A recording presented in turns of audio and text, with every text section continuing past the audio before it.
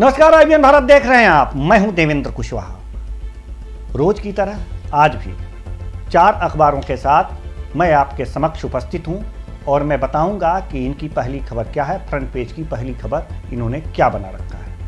आज आपको यह भी बता दें कि अंतर्राष्ट्रीय महिला दिवस है, तो किस खबर ने क्या प्राथमिकता दी है, क्या महिलाओं को फ्रंट पे जगह मिली है, तो इसके लिए मैं आपको बता दूं कि सभी अखबारों ने महिलाओं को अपने फ्रंट पेज पे जगह दी है और अपने लोगों के साथ ये जगह दी है। लेकिन मैं सबसे पहले ये बताना चाहूंगा कि जो अखबार हैं हमारे पास, पहले मैं उनका नाम बता दूं।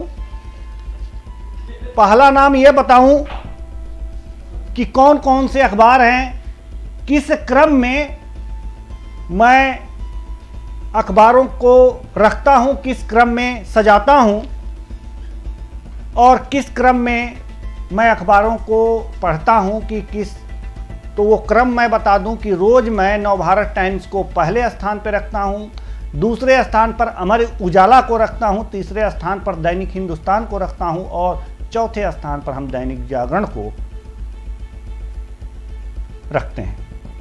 लेकिन आज चूंकि अंतर्राष्ट्रीय महिला दिवस है, इसलिए मैंने उस अखबार को पहले चुनना पसंद किया है, उसके बारे में बताना कि उसने क्या लिखा है, क्या छापा है और क्या छिपाया है, ये बताने का, जिसने अपने प्रथम पेज पर महिलाओं को बहुत बड़ा सम्मान दिया है, यह छापकर पहले पेज में।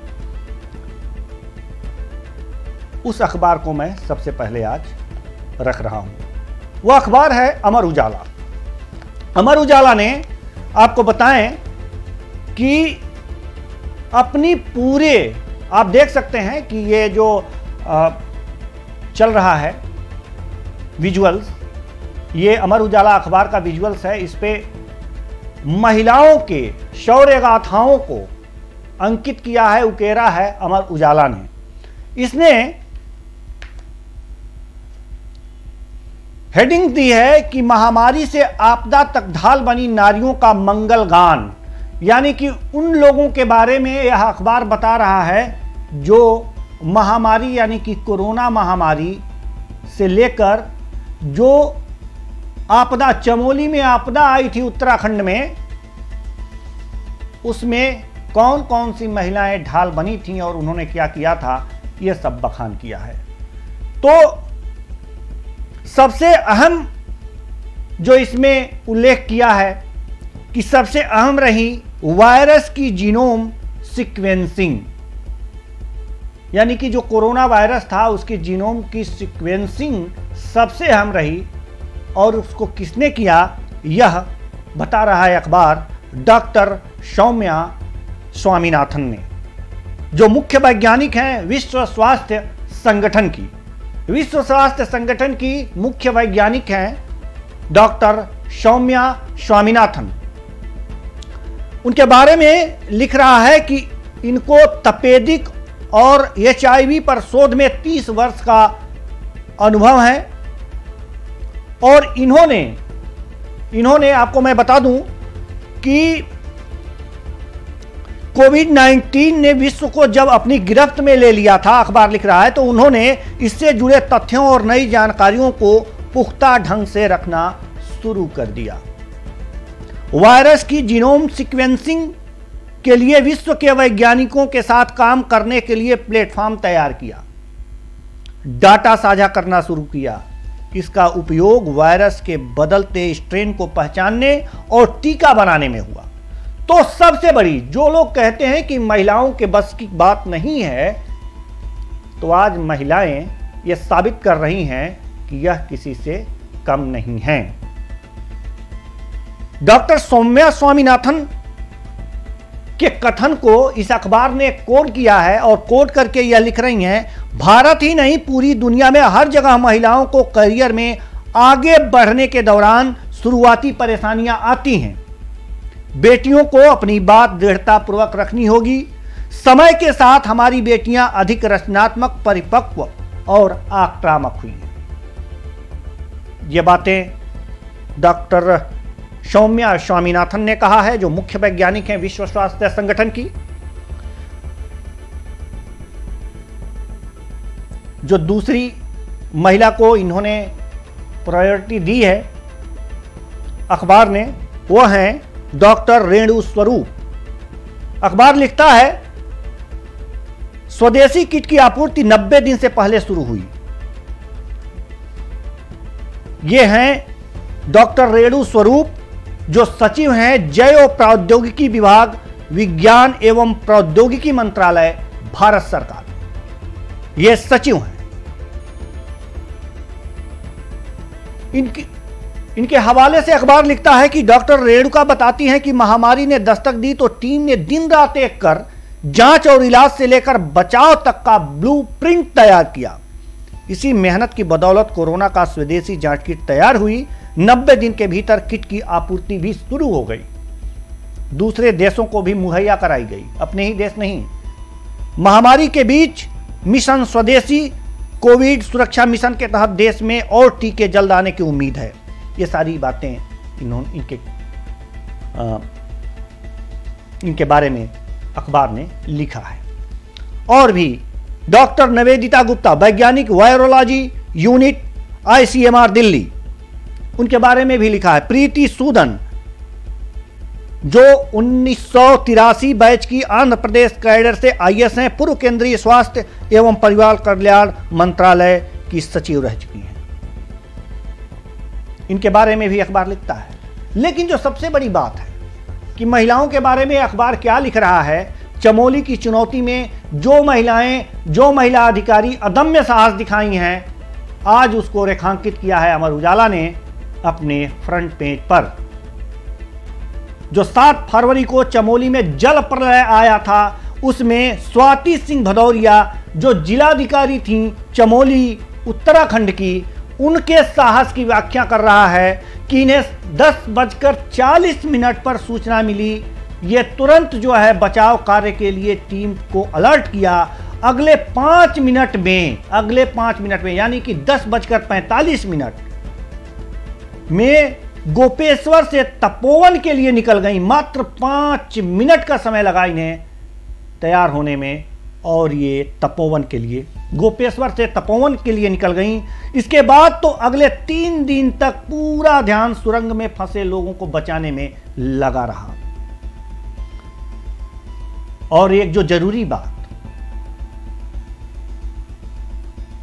वो यह कि इस दौरान 3.5 साल के बेटे की भी चिंता थी। जो 3.5 साल का इनका बेटा था, जो घर पर था, और 11 दिन बाद वह उसके पास लौटी। यह है अदम्य साहस महिलाओं का। और जिलाधिकारी चमोली उत्तराखंड के स्वाति सिंह भदौरिया, इनके अदम्य साहस को IVN भारत सलाम करता है। दूसरी जो इस जल प्रलय में बहुत ही अपना अदम्य साहस दिखाई, उनके बारे में हेडिंग लगाता है अमर उजाला, 12 घंटे का सफर कर पहुंची Aparna Kumar, DIG sector headquarter Dehradun, ITBP। Aparna Kumar के बारे में यह अखबार लिख रहा है कि यूपी कैडर की IPS अधिकारी होने के साथ वो पर्वतारोही भी हैं, यानी कि पर्वत पर भी ये चल चुकी हैं, उसका आरोहण कर चुकी हैं। वह बताती हैं कि आपदा की सूचना सुबह 11:15 बजे मिली। 12 घंटे की यात्रा कर उसी रात 10:15 बजे वो जोशीमठ पहुंची। बर्फ के बड़े बड़े टुकड़े, ठंडे पानी और कीचड़ के बीच कठिन और डरावनी परिस्थिति में अगले दिन शाम 5:30 बजे तक 12 लोगों को सुरंग से बचा लिया गया। इनके इस अदम्य साहस के लिए आईबीएन भारत अपर्णा कुमार को सलाम करता है। दूसरी जो महिला अधिकारी हैं रिद्धिम अग्रवाल, जो डीआईजी हैं एसडीआरएफ उत्तराखंड की, इन्होंने बचाव अभियान की रूपरेखा तैयार की और संसाधन मुहैया कराया। कैसे, इसके बारे में भी हम आपको बता रहे हैं कि रिद्धिम 2005 बैच की आईपीएस अधिकारी हैं। उन्होंने बताया कि मैं कंट्रोल रूम से प्राथमिक सूचना के आधार पर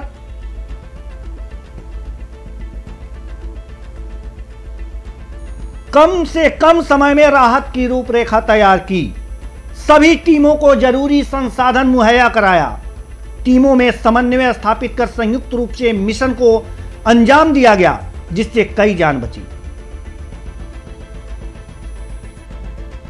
इनका महिलाओं के लिए जो संदेश है वो भी मैं आगे पढ़ करके सुनाना चाहूंगा, क्योंकि इससे आजकल की जो बच्चियां हैं, महिलाएं हैं, उससे उनको साहस मिलेगा। ये कहती हैं, दृढ़ इच्छा शक्ति को हर सपना साकार होता है। दृढ़ इच्छा शक्ति से हर सपना साकार होता है। जीवन में संतुलन बनाकर चलना अच्छी बात है, लेकिन विपरीत परिस्थितियों में प्राथमिकता तय करनी चाहिए। जीवन में संतुलन बनाकर चलिए, लेकिन विपरीत परिस्थितियों में क्या सबसे पहले करना है, यानी कि प्राथमिकता तय कर लीजिए। और नीरू गर्ग, डीआईजी गढ़वाल रेंज उत्तराखंड, इनके बारे में भी जो जल प्रलय आया था, यह भी अदम्य साहस का परिचय दिया। इन्होंने भी क्या किया, इन्हें बस इतना पता था कि हादसा बड़ा है, क्या है नहीं पता था। आईपीएस अधिकारी नीरू गर्ग बताती हैं कि आपदा की सूचना मिली थी, लेकिन असल में क्या हुआ है कुछ पता नहीं था इन्हें। देहरादून से तपोवन पहुंची तो पाया कि लगभग सब कुछ खत्म हो गया। सबसे बड़ी चुनौती यह पता करना था कि लोग कहां कहां काम कर रहे थे। उसी हिसाब से योजना बनाई। मेरी 9 साल की बेटी की परीक्षा थी, इसकी तैयारी कराना तो दूर, उससे बात तक नहीं हो पाती थी। मलबे में कई फुट नीचे तक 100 ढूंढ कर निकाले। ये आजकल की बच्चियों के लिए कहती हैं कि लड़कियां रुचि को पहचानने और उस क्षेत्र में आगे बढ़ें। क्षेत्र कोई भी हो, दिल से काम करें, दुनिया सम्मान करेगी। तो ये अंतर्राष्ट्रीय महिला दिवस पर पूरा पेज अमर उजाला ने महिलाओं को समर्पित किया था। अमर उजाला के संपादकीय टीम को आईबीएन भारत धन्यवाद देता है।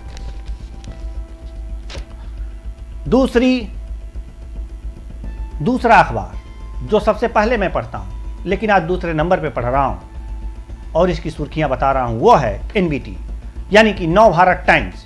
नव भारत टाइम्स में राजनीति का रंग दिखा है। हालांकि इसने भी महिलाओं को अपने लोगों के साथ सबसे ऊपर स्थान दिया है, उसके सम्मान में। ये बहुत अच्छी बात है और इसके लिए पूरा नव भारत टाइम्स की टीम धन्यवाद की पात्र है। लेकिन जो इन्होंने सुर्खियां दी हैं वो राजनीतिक सुर्खियां हैं, और इन्होंने बहुत ही अच्छी और चुटीली सुर्खियां दी हैं राजनीति का। बुआ बताकर दीदी को घेरा, बुआ बताकर दीदी को घेरा। मैं ये दिखाना चाहूंगा, अब दिखाना क्या चाहूंगा आपको, ये चल ही रहा है कि बुआ बताकर दीदी को घेरा। हमारे बगल में जो विजुअल चल रहे हैं आपको साफ साफ उसमें दिख रहा है, बुआ बताकर दीदी को घेरा। ये हेडिंग लगी है, बहुत ही अच्छी। क्या है इसमें, पीएम ने की परिवर्तन की बात, ममता बोली दिल्ली में होगा। सिलीगुड़ी में, आपको बता दूं इससे पहले पढ़ने के, सिलीगुड़ी में ममता बनर्जी ने अपनी रैली की बात कही और पीएम मोदी ने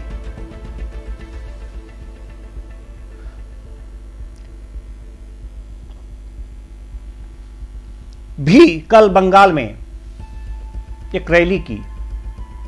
ब्रिगेड मैदान पर। पीएम मोदी ने ममता दीदी पर बहुत ही कटाक्ष किए। क्या उन्होंने किया?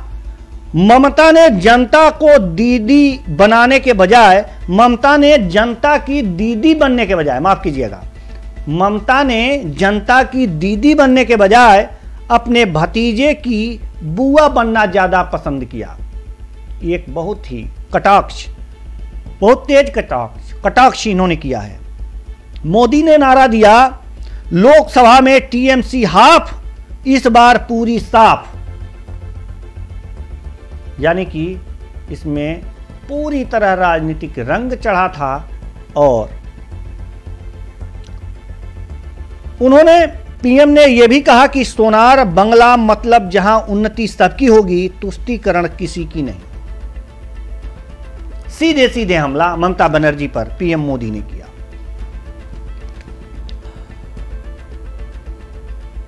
साथ ही इन्होंने बॉक्स में मिथुन चक्रवर्ती जो अभिनेता हैं और इन्होंने बीजेपी जो ज्वाइन किया है, उनकी बातें और इसको बॉक्स में छापा है।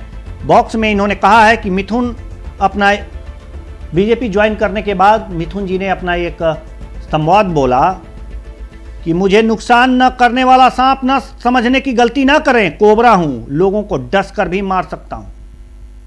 किसे डसेंगे?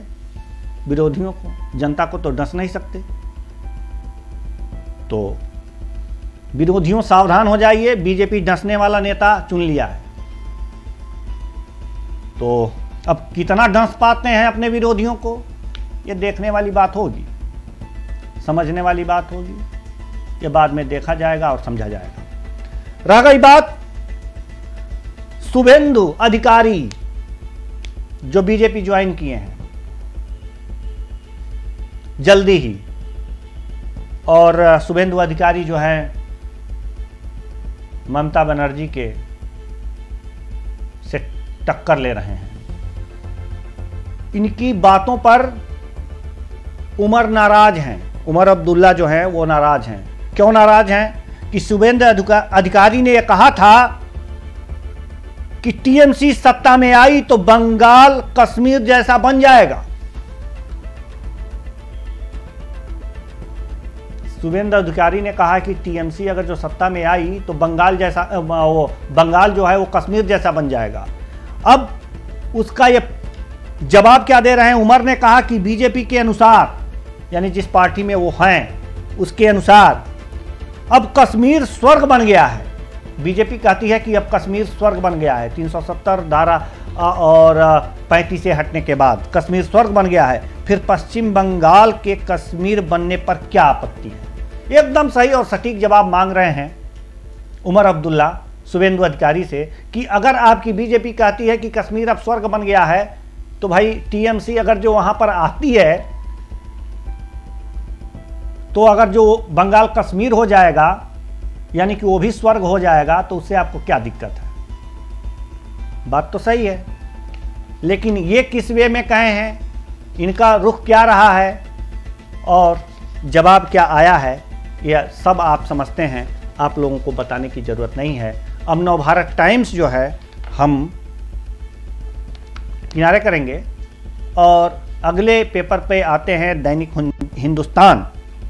दैनिक हिंदुस्तान ने मोटी मोटी जो तस्वीरें जो छापी हैं, मोटी मोटी वो तस्वीरें जो हैं वो बंगाल के सियासत की हैं, लेकिन जो मोटी मोटी हेडिंग इसने दी है उसे कोरोना पर इन्होंने हेडिंग दी है। तो हम पहली खबर, मरीज मिलने की दर तेजी से बढ़ रही,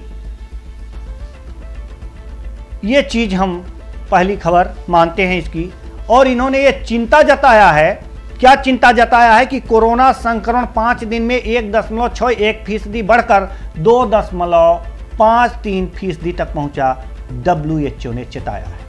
मरीज मिलने की दर तेजी से बढ़ रही है, मरीज मिलने की दर तेजी से बढ़ रही है, ये बता रहा है अखबार। और मैं आपको बताऊं, आप देखिए इसमें महाराष्ट्र, पंजाब, केरल समेत 8 सूबों में कोरोना संक्रमण बढ़ने से मरीज मिलने की दर में इजाफा हुआ है, ऐसा अखबार बता रहा है। एक हफ्ते में जहां पहले प्रति 100 टेस्ट पर 2 से भी कम मरीज मिल रहे थे, अब यह संख्या बढ़कर 2.53 तक जा पहुंची है।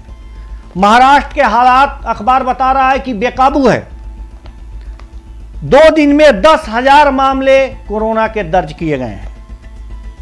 रविवार को 11,141 मरीज मिले। इसको देखते हुए औरंगाबाद में सप्ताहांत लॉकडाउन का ऐलान किया गया है। स्कूल, कॉलेज, मैरिज हॉल बंद कर दिए गए हैं और पंजाब, हरियाणा, मध्य प्रदेश में संक्रमण तेजी से बढ़ा है, यह भी अखबार बता रहा है। गुजरात, तमिलनाडु, मध्य प्रदेश में जहां करीब 300 मामले आ रहे थे, अब वहां 500 के करीब प्रतिदिन मामले आ रहे हैं। पंजाब में दोगुनी तेजी आई है, यहां 1,100 केस दर्ज किए गए हैं। ये सारी चीजें हैं, ये समस्याएं हैं। लेकिन उत्तर प्रदेश की जहां तक बात करें, उत्तर प्रदेश में एक खास ऐलान हुआ है अंतर्राष्ट्रीय महिला दिवस होने के कारण। क्या हुआ है? अंतर्राष्ट्रीय महिला दिवस पर उत्तर प्रदेश सरकार सभी जिलों में 3-3 बूथ पर केवल महिलाओं का टीकाकरण करेगी। बहुत अच्छी पहल। बुजुर्ग महिलाओं और 45 साल से ज्यादा आयु वाली बीमार महिलाओं को टीके दिए जाएंगे। लखनऊ में सोमवार को, यानी कि आज ही सोमवार है, आज ही सोमवार है, तो सोमवार को 51 सरकारी और 45 निजी अस्पतालों में टीकाकरण होगा। ये चीजें बता रही हैं यह अखबार। और थोड़ा सा बात हम कर लें बंगाल के सियासत पर, तो हिंदुस्तान ने भी बंगाल के सियासत पर सबसे पहली खबर वही लगाया है। लेकिन मोटी जो फ्रंट की खबर ये है कोरोना से, और उसने दूसरी जो खबर लगाई है वो है पश्चिम बंगाल की सियासत से। ये लिख रहा है अखबार कि पीएम मोदी ने ब्रिगेड परेड ग्राउंड में क्या कहा? बंगाल में परिवर्तन के लिए ही दीदी पर भरोसा किया था बंगाल ने, पर उन्होंने भरोसा तोड़ दिया है। अब यहां पर असली परिवर्तन होगा, इन्होंने कहा है। और सिलीगुड़ी में ममता ने पदयात्रा कर महंगाई पर केंद्र को घेरा है। और उन्होंने क्या कहा है? सोनार बांग्ला की बातें करने वाले बताएं कि सोनार इंडिया कब बनेगा। यानी कि एक दूसरे के ऊपर खूब कटाक्ष और तीर चल रहे हैं। ये चीजें हैं।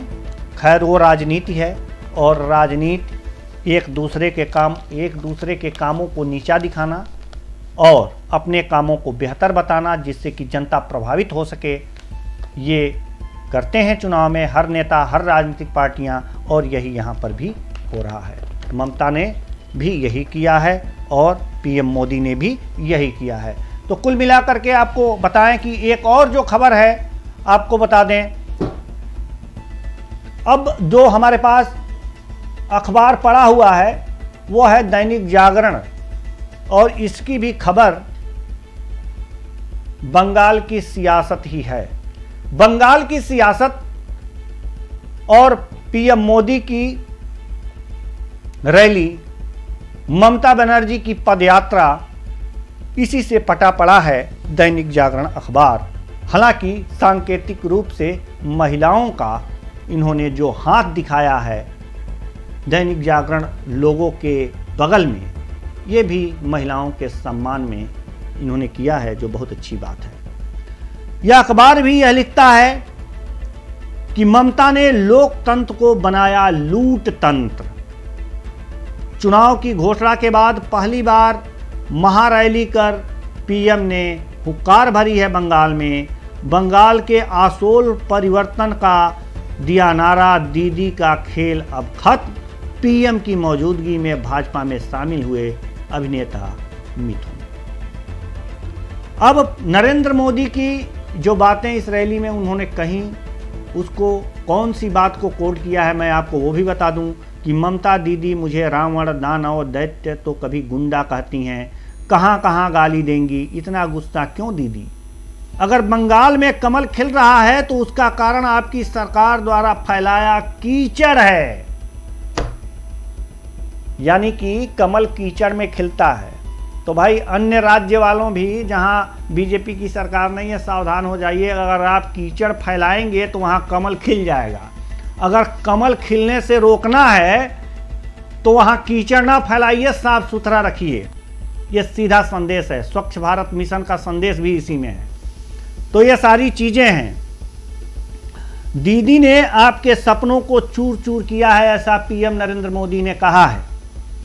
और हमें लग रहा है कि अब हमारा समय हो गया है, अब ज़्यादा कुछ कहने की ज़रूरत नहीं है। और घड़ी की सुइयां इशारा कर रही हैं कि अब आपका पेपर पढ़ने का समय खत्म हो गया। तो बस आज के पेपरों से इतना ही, मुझे दीजिए इजाज़त। नमस्कार।